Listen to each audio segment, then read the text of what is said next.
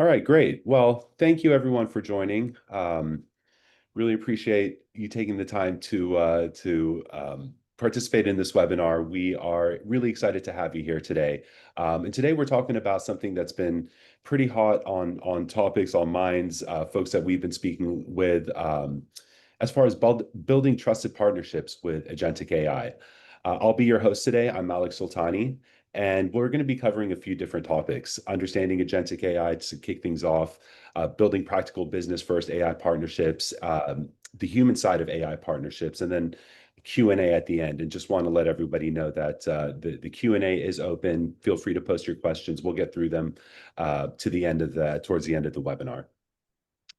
So while we've got everyone here, I wanted to take a moment to introduce our panelists, Chris, Jeff, and Murray.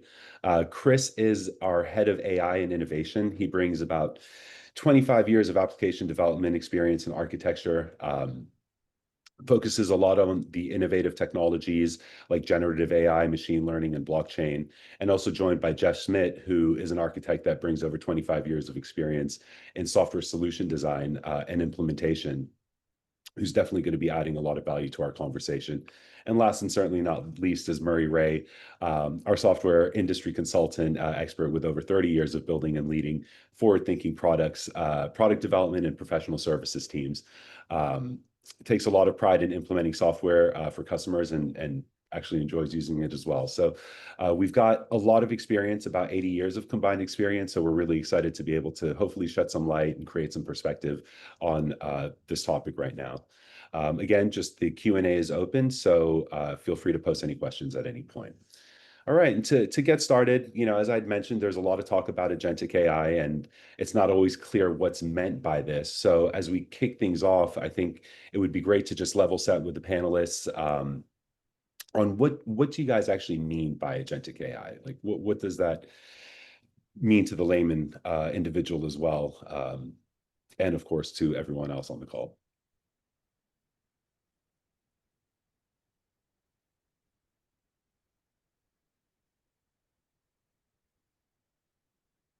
Chris, I think you're on mute.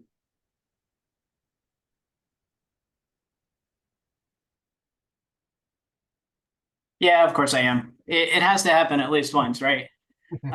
Yeah. So thanks, Malik. I think is a really great question of what is agentic AI, and I think about I was recently at the Gartner conference in Florida, the data conference, and everybody was talking about agentic AI, and every company had something that was agentic in some way, and I was just kind of walking the floor asking them, well, what's an agent? What does it mean? And I didn't always get I think very consistent answers. And I think that reflects kind of where we're at as an industry, and sort of we're in that buzz cycle where it can kind of mean everything and anything. So I want to start maybe by just talking about agency as a concept.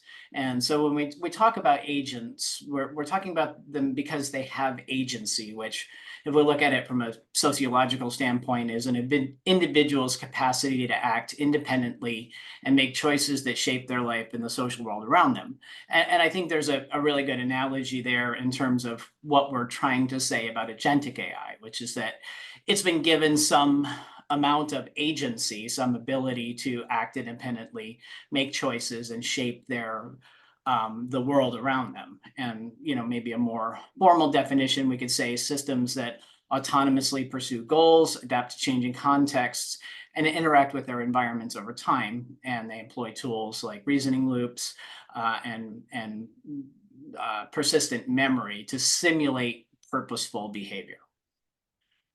So I think that's a pretty good framing of it, at least in terms of the conversation we're going to have today. And maybe we'll just kind of look at a little bit of the characteristics of agentic AI, and I'm going to let Jeff kind of take over here a little bit and give his perspective.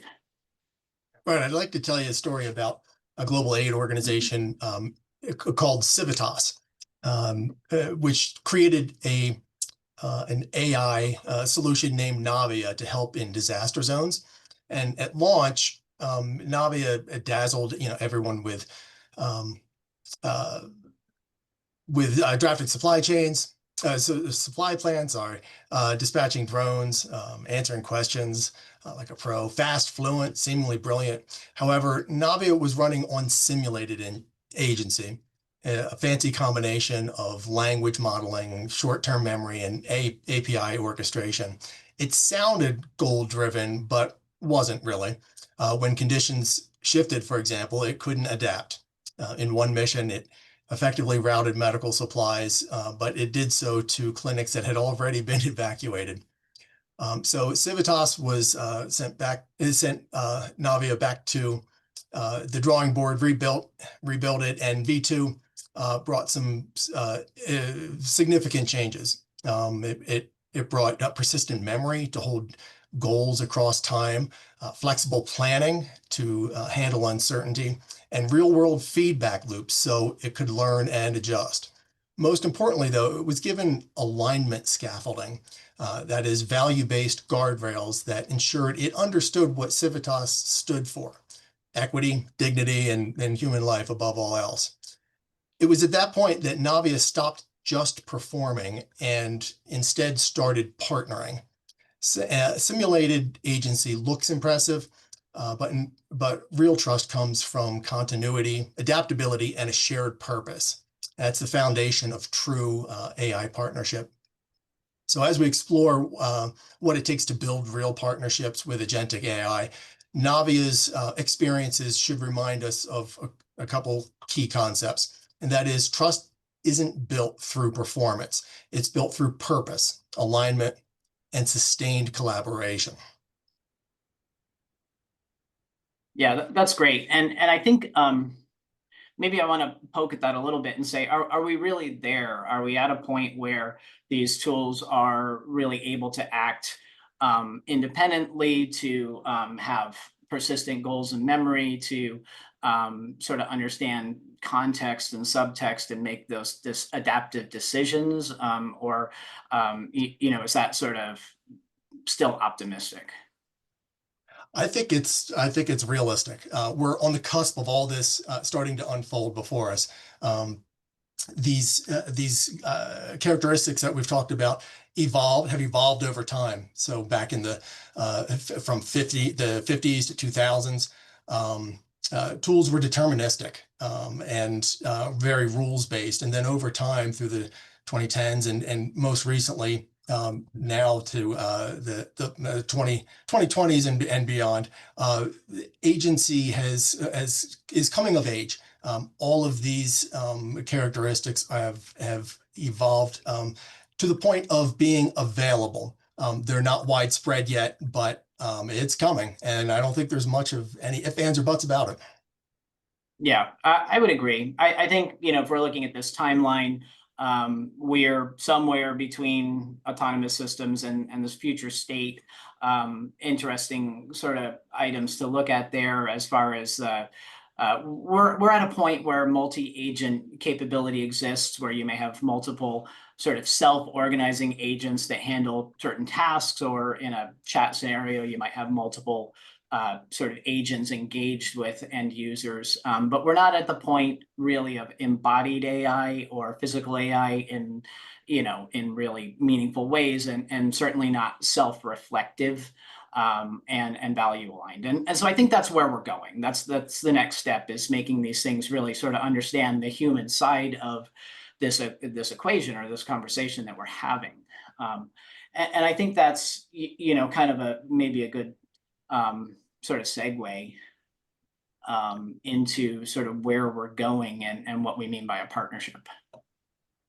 No, thank you for sharing that insight, and that, we've got a solid understanding now of the agentic AI and its evolution, and kind of shifting slight gears on how we can build practical and business first AI partnerships. And Jeff, you kind of started bringing up partnerships and how to interact with them. So, excited to hear how you think we could integrate that agentic AI effectively in today's business processes. I guess, why are we calling it partnerships in the first place? I find that a little bit interesting. I think of partnerships as relationships, but do we want to be partnering with machines, or don't we just want to be telling them what to do? Yeah, I think that's really important. And as we were starting to kind of put this content together and this webinar together, we were really thinking about what is distinctive about this, and it's really this transition into a partnership.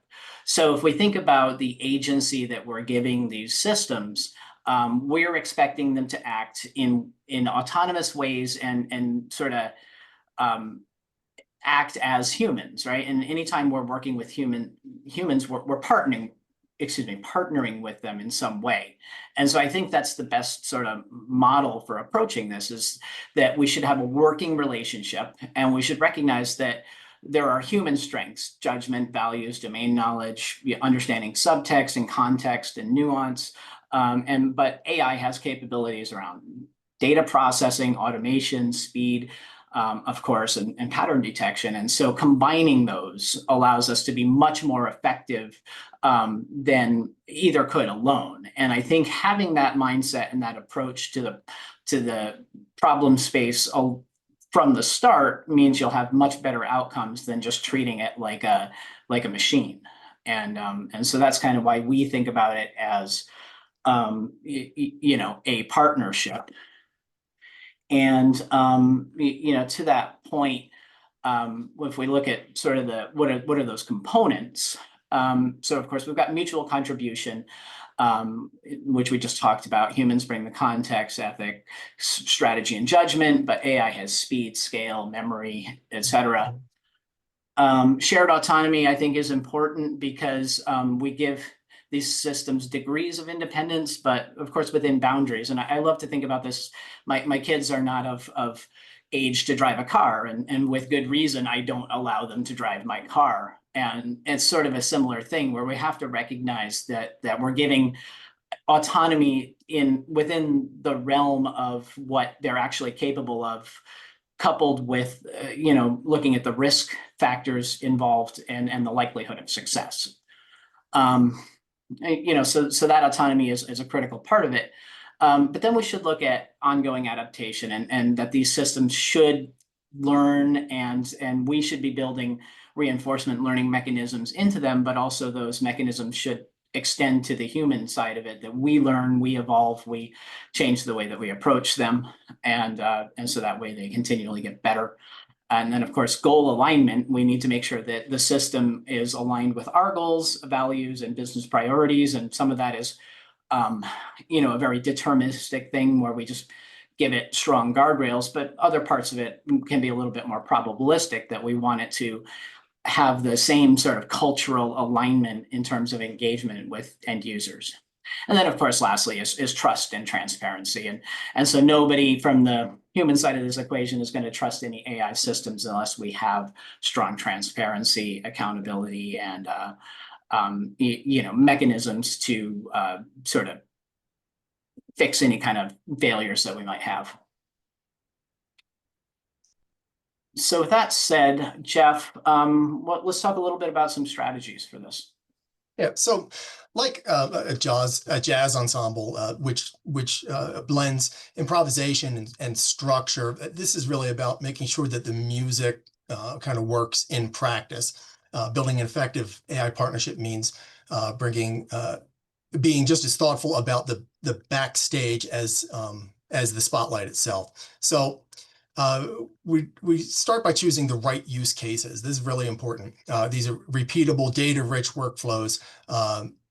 We need to set up, and we do that because we need to set up AI components for success. You can think about loan processing questions to help to a help desk, triaging underwriting exceptions, or surfacing relevant policies from a knowledge base.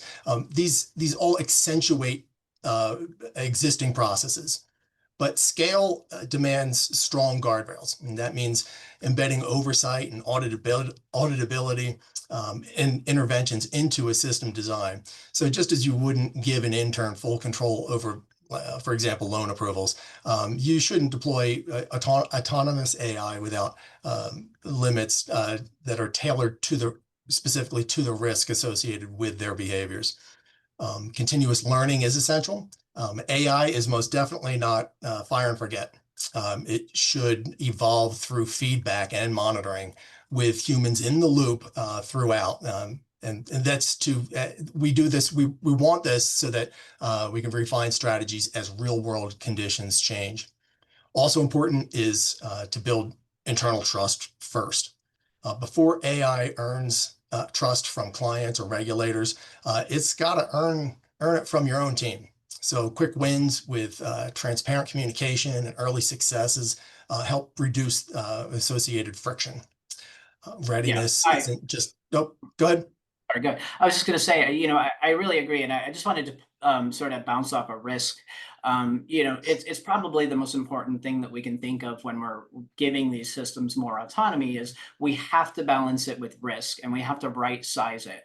So I think about, if there's a agent that is helping people to pick the right color of t-shirt based on some, emotional, something that they've sort of spoken to the agent about, like whether they get a red shirt or a blue shirt doesn't matter that much compared to if you have a system that's making decisions about mortgage or routing rail cars in a rail yard where there's actually the potential for harm to life and property. And so, especially as we're beginning to do agentic AI, we should be looking for those high impact, low risk areas where we can really sort of cut our teeth. Yeah, and ultimately, none of this really matters a whole lot unless you can, unless the business value is quantified. Defining what success looks like from the outset, whether it's faster processing times, higher customer satisfaction, or lower operational costs. Trust grows when value is visible. I think that's probably the key takeaway here. Yeah, and maybe to that point, one last bit there is that, and this is not just about agentic AI, it's AI in general, is that we generally have a hard time defining ROI. And if we can't define what our target is, then it's really hard to measure it. And so I think it's really important to decide up front, what are you trying to get out of this? If maybe you're trying to improve your net promoter score, or maybe you're trying to improve customer retention or reduce support tickets, or whatever that like real world ROI is, like start with that and then work backward to what metrics are going to be best to prove that ROI. And then you can build out the models for, reporting, analysis, oversight, and of course, the continual improvement. Well, I guess there are a lot of companies out there, offering AI agents in their products. I guess how do those fit into the ecosystem, and how are they different than some of those custom agents, and building some of that trust and kind of the measurements that you were just referencing? Yeah, absolutely. I don't know. I think, Jeff, you want to take this one? Yeah, controlling the narrative is important. You're not limited to what the vendor deems important. By building custom agentic AI solutions, you really shape the agent's purpose and boundaries and growth. You have, as its name would suggest, far more control. And that's important when especially when it comes to the trust. You could take something off the shelf, for example, and just go with it. However, your understanding of what's happening under the hood or behind the scenes, so to speak, is gonna pale in comparison to when you're gonna go build that yourself. Adaptation and not just automation is the name of the game when it comes to agentic AI. Rinsing and repeating cycles is important. You'll get scale, you'll get performance, and you'll definitely get value out of it.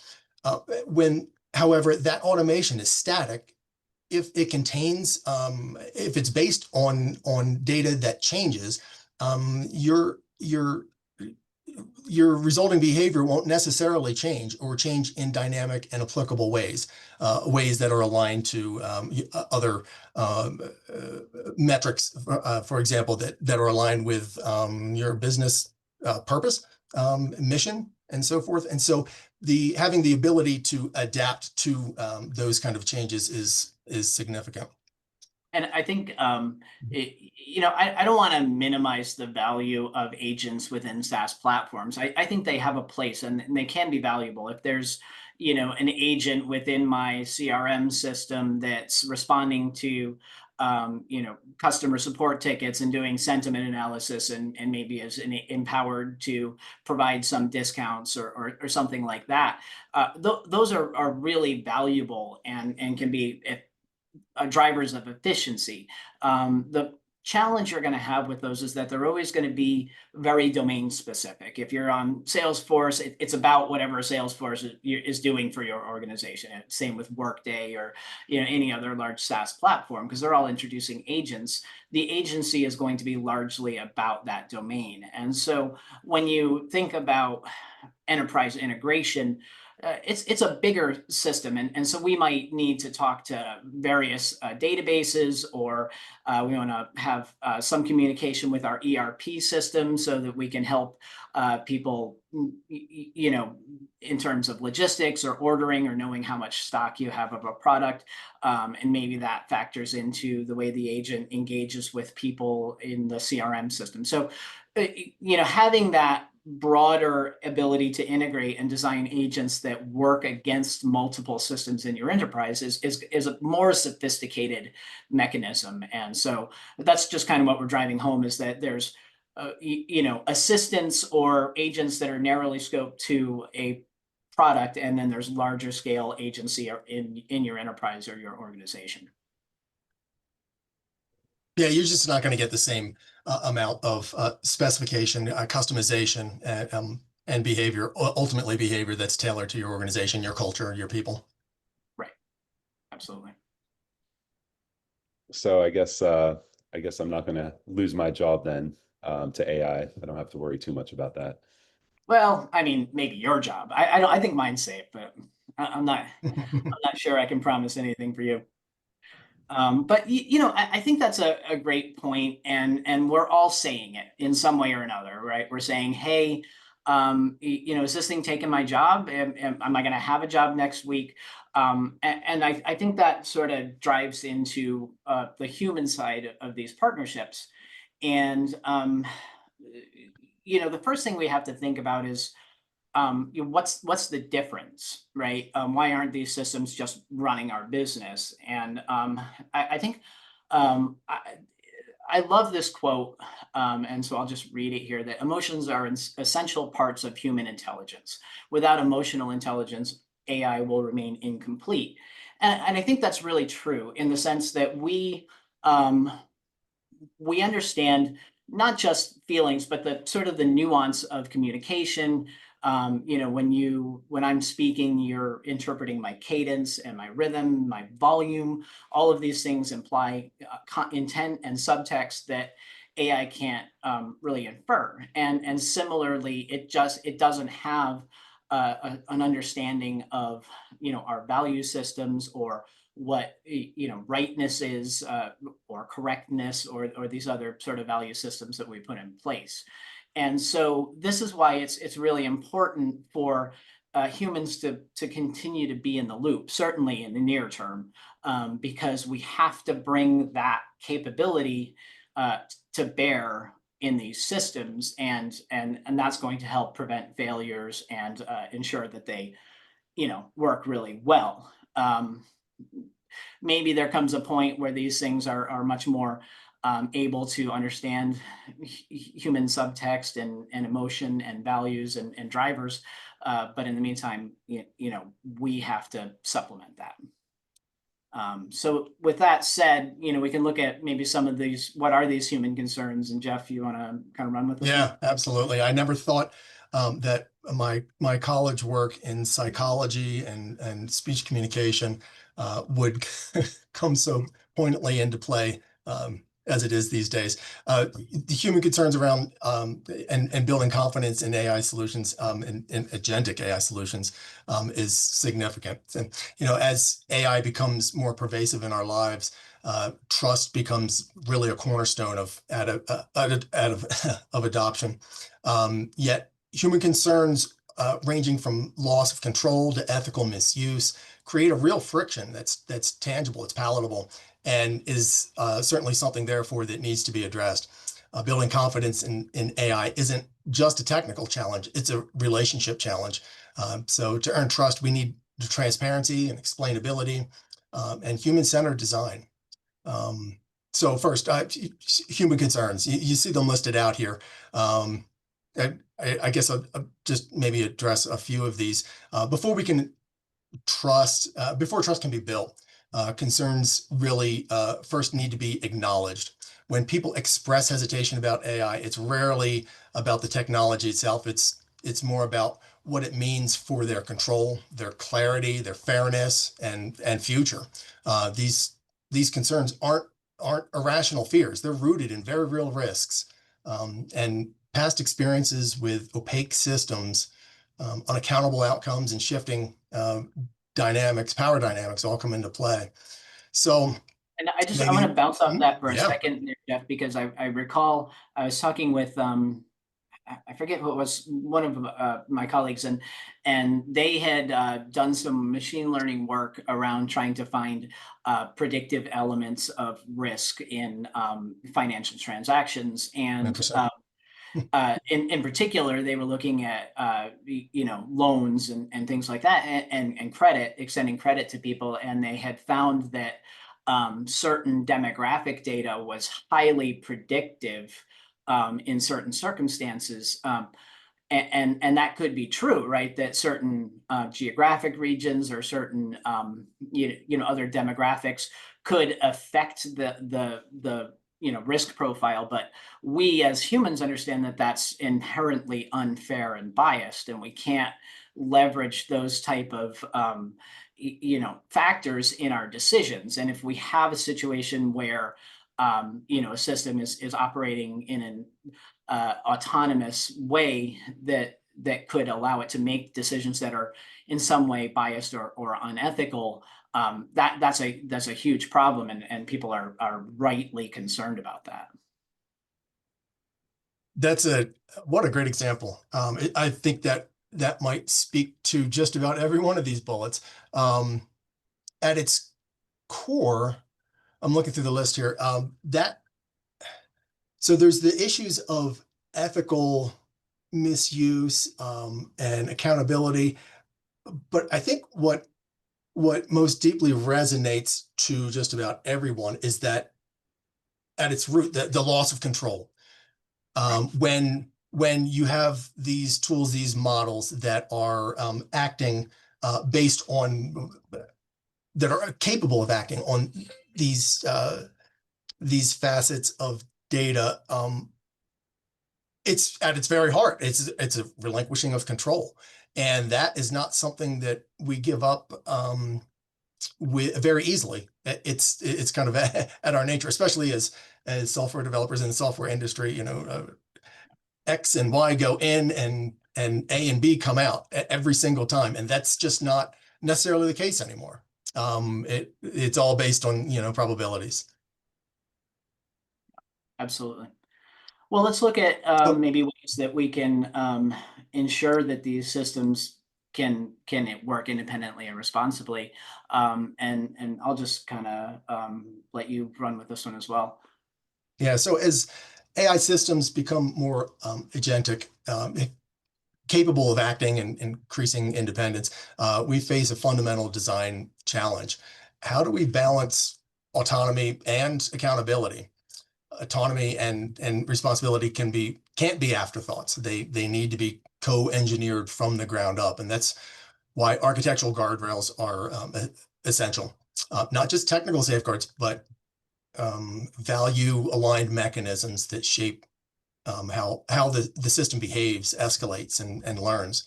But autonomy also changes team dynamics. Human AI teaming introduces new responsibility gaps. That is, moments where it's unclear who's accountable when the system makes or influences decisions. Kind of underscores the importance of a term that gets kicked around a lot, of human in the loop. It's one thing to enable these systems to go do the things that we want them to do, but keeping folks looped in as those decisions are approached considered and even made is pretty important. So to close those gaps, like I was saying, there are various techniques like human in the loop to make sure that things don't go awry. Also, pretty important is traceability and explainability. This goes back to transparency, making sure that we have as much information that's can be surfaced to end user communities when decisions are made and what they're based on, the factors that are contributing to it, all come into play. So responsible autonomy isn't just about what the AI can do. It's about making sure that we don't lose sight of who's responsible for what it does and the factors that contributed to it. Yeah, I love that. The idea of responsibility gaps is it's remarkable, right? We have that problem just in human engagement in business. There's always somebody who's trying to pass the buck or not take responsibility or didn't recognize that it was their responsibility. And and so we're always kind of trying to find ways to mitigate that just in our own organization. When we add in AI, we're introducing even more of that. And the story I always kind of fall back on is the Air Canada one, where they had an agent that just somebody said, hey, I just bought a ticket, but I would like to get a bereavement discount. Can I get one after the fact? And the agent said, yeah, you sure can. But of course that wasn't true. And that went through the court systems, and it was found that chat system was acting as an agent of the organization. And so ultimately, the company is responsible for that. And we might fire the AI agent, but it's more likely that we're going to fire the person who didn't take accountability and responsibility for that. And that's not always to say that that's intentional, but it comes to be that we through oversight or lack of oversight, we maybe don't recognize that. And so I think it's really important to plan that responsibility out and always have somebody, a human, who is ultimately accountable for that. Or else you just end up in those problems where the AI system can't decide it's responsible for something or not. And when there's a failure, we have to be able to mitigate. Right, and it's not just doing that kind of in arrears after the fact, right? Keeping that visibility there. It's the importance of these concepts being designed and implemented up front, identified and factored into the agent behavior, as well as the runtime environments that in which these agents execute, all provide visibility to these concerns. Yeah, absolutely. So moving on a little bit, so we can look at sort of how do we enhance that collaborative bit, and that's kind of what we're driving at, right? And maybe we're hitting it with a hammer a little too hard, but the point here is that we have to approach this as a collaborative effort. And so some of our foundational principles about that is recognizing complementary strengths, letting AI do what it's good at, letting humans do what they're good at. Mutual learning, making sure that it has, the system has feedback loops and reinforcement strategies. So if you're thinking about like an LLM or something, you might be doing fine tuning or reinforcement learning through human feedback. Of course, we talked about trust and transparency, and that's about having good communication and making sure that the entire system is clear what it does, what it doesn't do, what it can and can't do, and then of course having strong guardrails. And I'll mention, I won't mention who, but I read one of the larger inference organizations that are building LLMs. One of their models refused to shut itself off, even though it had been prompted and trained to do that. And so, we have to recognize that in a probabilistic system, there's always the possibility that it's just going to do the wrong thing. And if we go back to, like, I think about my kids and how, God, when they were just learning to walk and you couldn't take your eyes off them, because as soon as you did, they were falling down the stairs. And we have to look at it that way, that we need to have guardrails, we need to have kill switches, so to speak. We need to have ways to interrupt these processes, and more than that, we need to have the sort of proactive visibility into these systems so that we can find anomalies or problems before they become bigger, right? The earlier we can detect them, the better. So in terms of implementation, of course, we want to make sure we have clear roles, both for the humans and the agents, always having humans in the loop, collecting feedback and metrics, and of course, that culture of collaboration. And then, as far as the measurement is concerned, there's really nothing new here, right? This is when we're doing anything, in terms of software or IT services, we're always looking to measure against ROI, performance, user satisfaction, quality, and looking for ways to continually improve. So, having these as the foundational strategies is really, how we get to the, the best outcome. I think I actually have duplicate slides here, so we're going to go to the next one. And I think we're Jeff, unless you have any final thoughts, we'll kind of close it out. I have I'd like to jump back into that middle portion, defining the clear roles real quick, and implementation strategies. It's something that Chris mentioned, but I think deserves to be called out even a bit more. In that we often think about the roles, right, of the team participants, but assigning these roles to agents is a new development in the development landscape, and it's also something that that I think deserves some more attention, because it really limits. It can be used to limit or control the behavior of agents as they go about doing whatever it is that they need to do. As you go about, as attendees go about researching more of these concepts on their own, looking into agentic roles is, I think, some time well spent.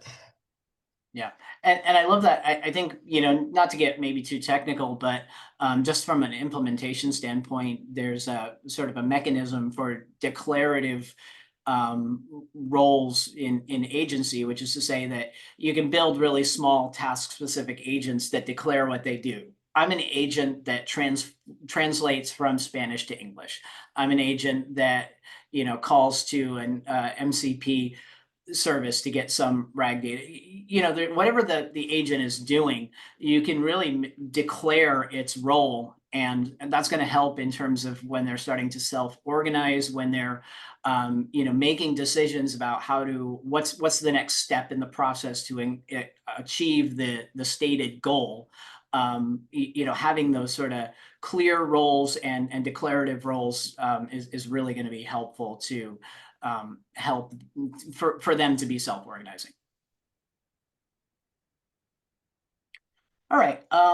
So we obviously, we could talk for a very long time, and probably get way too geeky in the process. But I think we're kind of here as far as like closing thoughts. This is just things that I'd love for you guys to take away from this. Agents have agency, like we defined in the beginning, and that's probably the most important point, is like, what agency are we giving them, and thinking about them as having that agency is the right sort of mindset as you approach it. Agentic tech is moving quickly beyond simulation, right? We're starting to move into much more self-reflection, self-organization. We're moving towards emotional awareness and subtext understanding and effective AI. But it still does lack that understanding of emotion and nonverbal communication. That's kind of one of the next stages of this, to really start to make them able to align with and understand and empathize with human needs. Human and AI partnerships enhance outcomes. That's the whole point. And I feel like I wanted to mention it, so I'm gonna now. When I think about these partnerships, Microsoft has kind of co-opted the term co-pilot, but it's a really good analogy for how we want to think of these systems. If I'm, if you're Han Solo, then your AI is Chewbacca, right? Is helping you kind of fly across the galaxy. And so thinking about these things as a partnership and how they can enhance our outcomes is the right mindset. Chris, real quick, if I could Yeah. interject real fast there. Interesting anecdote on the home front here. The other day, my daughter came down to me, kind of proud of what she'd done with AI. So if I could just share that real quick, Go it ahead. speaks exactly to this. So she had an assignment before school ended from one of her teachers that was 2 paragraphs worth of a run-on sentence, which described what it is that she was supposed to do. And struggling with dyslexia and ADHD, she was having trouble making sense. I'll admit, as she read it to me, I was having trouble keeping track of what was going on in the assignment. And she said, "Dad, you know what I did? I gave it to ChatGPT. I copied in the assignment and gave it to ChatGPT, and it came and asked GPT to describe the assignment back to me. If that's not, and immediately, you could see in her demeanor that as she described that, the light bulbs went off, and she understood the actual assignment because of some partnering assistance from a service, from a tool like this. I think it speaks volumes to the exchange, the back and forth that can happen, that should be happening between user and machine. Yeah, I love that. I mean, and that's what we would like to maybe leave off with is that, right? This is all fundamentally transformative. And I think there's a lot of good to be found in that. There's magic and wonder and surprise and serendipity that come out of these systems. And it can be really remarkable. So while we are sort of taking this tack of having strong oversight and control and risk management, I think that we're all doing this because we're very optimistic about what these systems can do and growing that relationship. So I thank you, Jeff. I love that story, because it really underscores that. Right. So just to kind of wrap it up, we talked about shared goals and trust. And those are incredibly important. Choose your low risk, high impact use cases. Of course, your guardrails. And I will just say, AI isn't here to take your job, except maybe Malik's, but it is here to transform how you work. And so let's think of it that way. Let's plan for it that way at all levels, and make it truly transformative. And of course, assume there's always a human in the loop. Define your ROI and performance metrics, and just plan and design and build for continuous improvement. All right. Well, thanks for the vote of confidence, Chris. But thanks, thanks, Chris and Jeff. Really appreciate that insight. I mean, we've seen that it takes a lot to build a relationship, and it's a truly collaborative effort, and understanding the nature and the evolution and the integration and how to prioritize and make it kind of harness its potential is absolutely vital. So, we've discussed the agentic AI and the human AI collaboration, and we'd love to hear from the audience of what questions you have. And I can say that we've got a few questions up right now that I'll just go ahead and share. So this is from Rufus Nate, and thanks for posting your questions, everyone. Rufus, how should you prepare to implement agentic AI? Yeah, I think that's great. I mean, we've absolutely that's what we're talking about. I think that from the organizational standpoint, it's really important to build that culture and to start from there. What are we trying to accomplish? How is it going to affect everybody? And I think from an executive standpoint, it's really important to frame this the right way.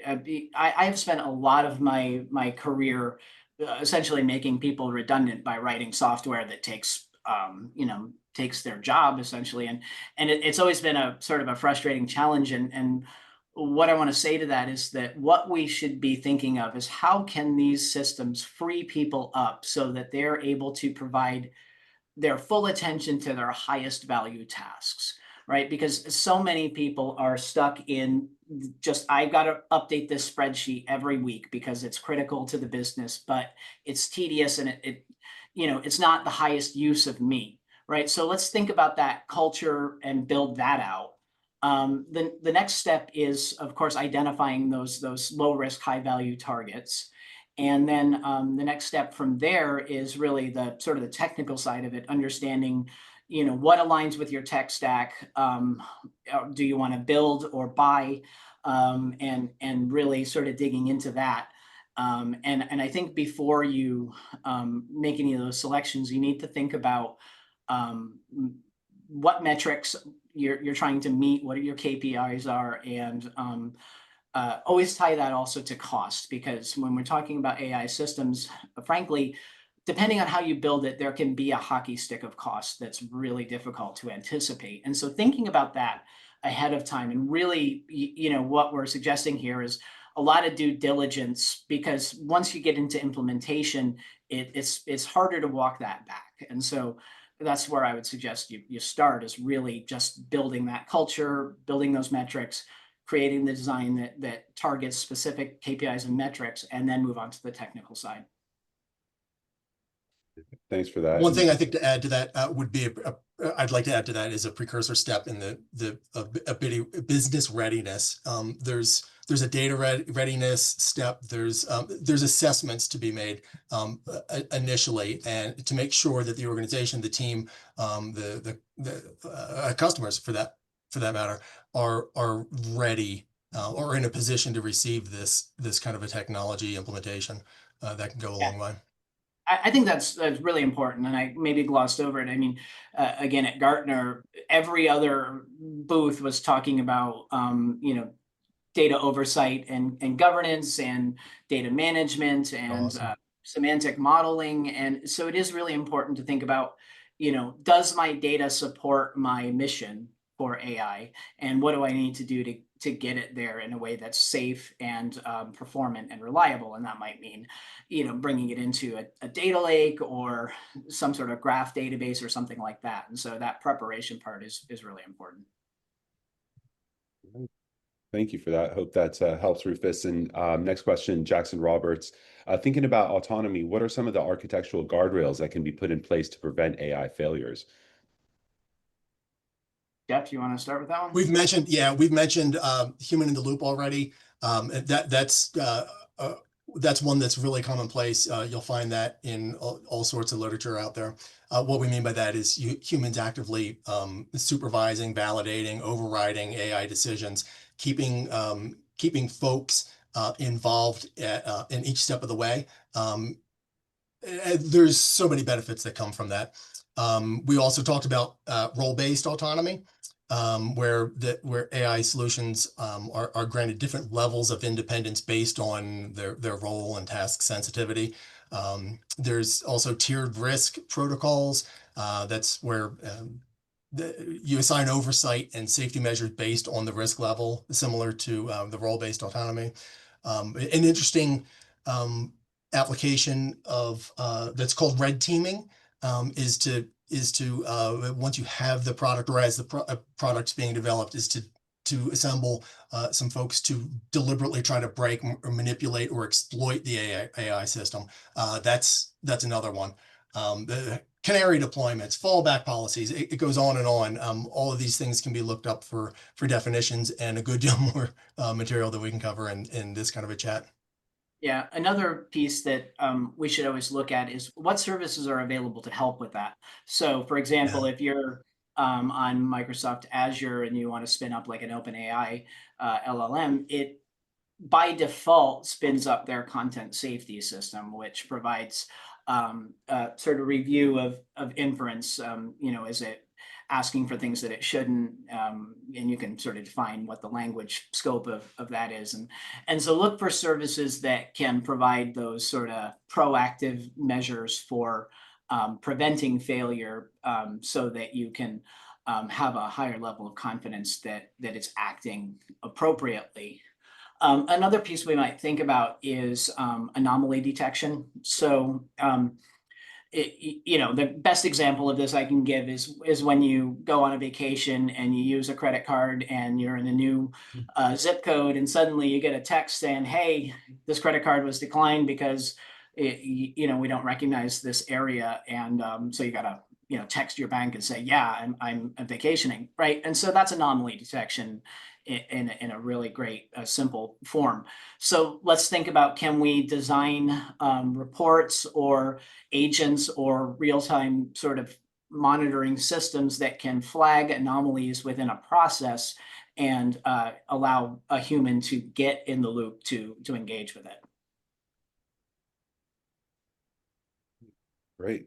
Thanks, Chris. And then next question is from Frank Herrera. I'm wondering if our business implements Agentic AI, what kind of roles they should plan for to maintain it. And I'm not 100% sure into that context, but.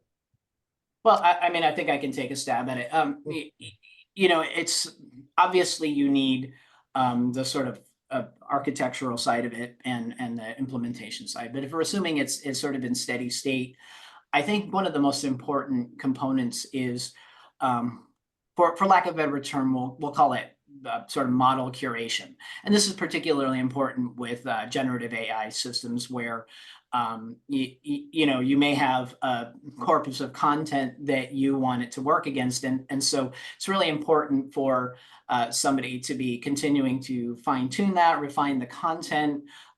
Maybe you have some sort of RAG system that's calling to a database, or you have analytics information that's feeding it. And so that kind of a role is really important to ensure that your data is continually serving your systems. So I would absolutely think about that. I would also think about sort of, obviously you should have some SecOps involvement in there to make sure that the system is performing correctly and is not failing and that it's not being compromised.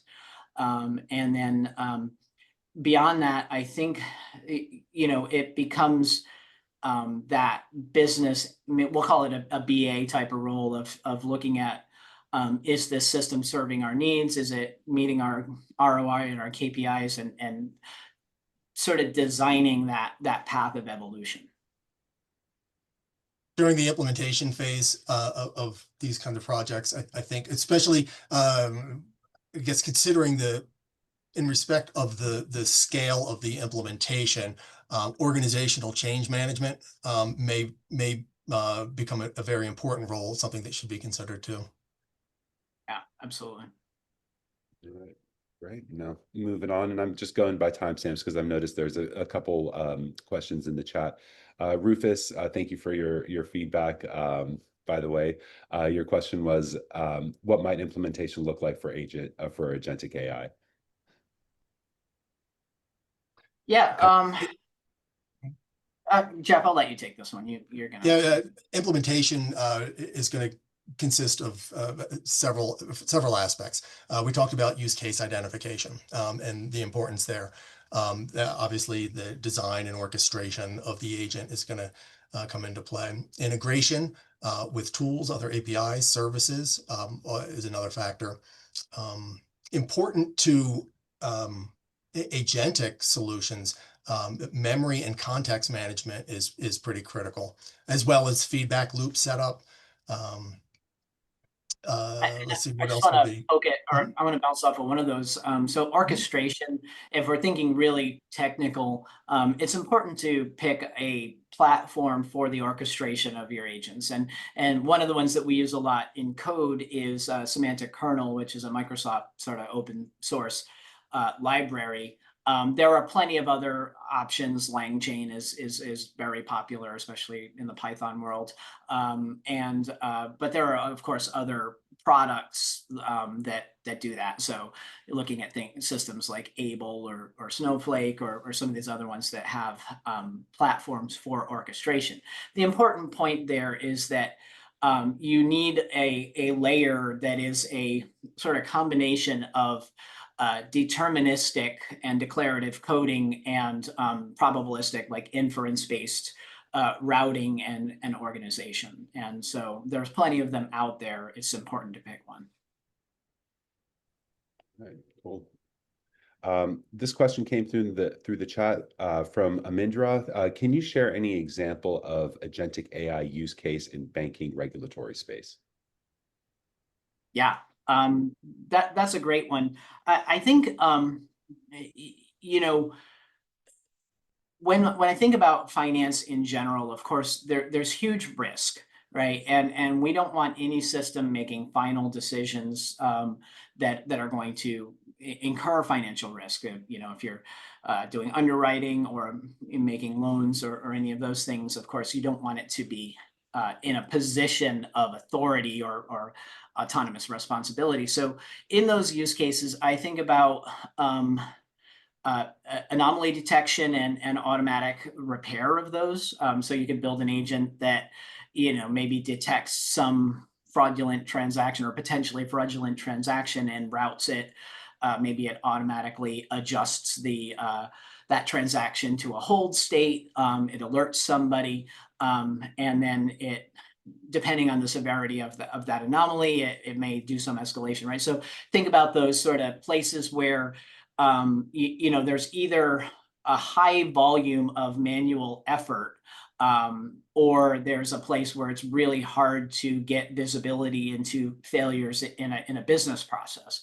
And that's where I would start to look for, you know, sort of leveraging agentic AI.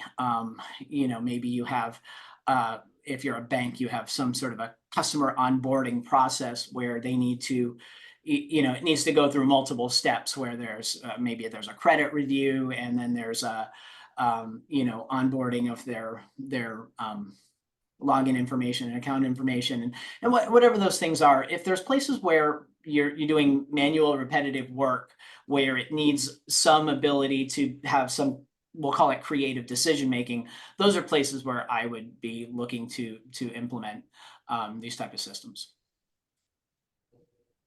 All right, no, we're coming up to time. A couple more questions. Isaiah Jones, what is an MCP and how is it used with agents? Thank you. I threw out an acronym and got to follow up. Model Context Protocol, it's a standard that has been introduced. So prior to this, we've all been kind of writing our own interfaces to backend systems. When we talk about RAG, which is Retrieval Augmented Generation, where we're pulling from some source system and we're passing it to an LLM for you know, contextualization and generative AI purposes.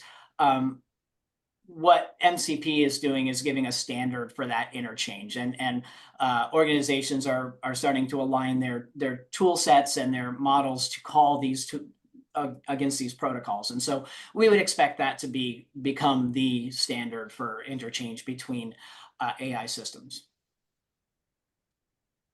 Well, I know there's one more question from Jackson Roberts. I know that we're at time as well. So, you know, Jackson, if you're able to stay on, we can get to that question. If others are, that's great as well. But just wanted to thank everyone for joining. I know that everyone's got a busy day today, and we've got another webinar scheduled in the next month or so. That's going to actually be pretty cool. It's probabilistic systems, or how do I learn to stop worrying and love AI? So we'll have some fun looking at how it's changing our lives, the good, the bad, the absurd, and kind of talk about how we can adopt a probabilistic mindset. So thank you again for joining. And for those who are able to stay and want to kind of hear the last question, Jackson, how can we go about boosting collaboration between humans, AI for the best of both worlds? Jeff, it's all you. I'm sorry, I lost you. Could you repeat that? How can we go about boosting collaboration between humans and AI for the best of both worlds? Oh, defining clear roles, boundaries. That'd be pretty important. The intuitive human AI interface is another one. Bidirectional feedback loops. Is something you should look into. That is making AI adaptive and the human AI relationship collaborative. And another, let's see, what else would come to mind here? Transparency, explainability. We talked about transparency. That theme came up over and over again, and I think it should be leaned on pretty heavily. Yeah, I would also say that what did we call it? So just recognizing the sort of mutual contribution and the playing to the strengths, right? So what humans can do is best is what they should do best, or what they should be doing in the process, and what AI does best is what it should be doing. And at the simplest level, I'll keep going back to that stupid spreadsheet that's running the company that we have to update every day. Right. And we have to make some basic decisions about it. So we've been doing it, and some poor person is stuck in the back office and could be doing more important work. Right. So let's look at those places where we are being prevented from our best and highest use through process or through tech debt or whatever. Let's leverage AI for those use cases. Again, thank you, panelists, Chris and Jeff, and thank you to all the attendees. We really appreciate your time. Thanks for the questions. We hope you got some valuable insight, and we'd love to connect with you. Feel free to reach out to us, and we wish you the best on your AI journeys. Thank you again. Bye. Thanks, everybody. Take care.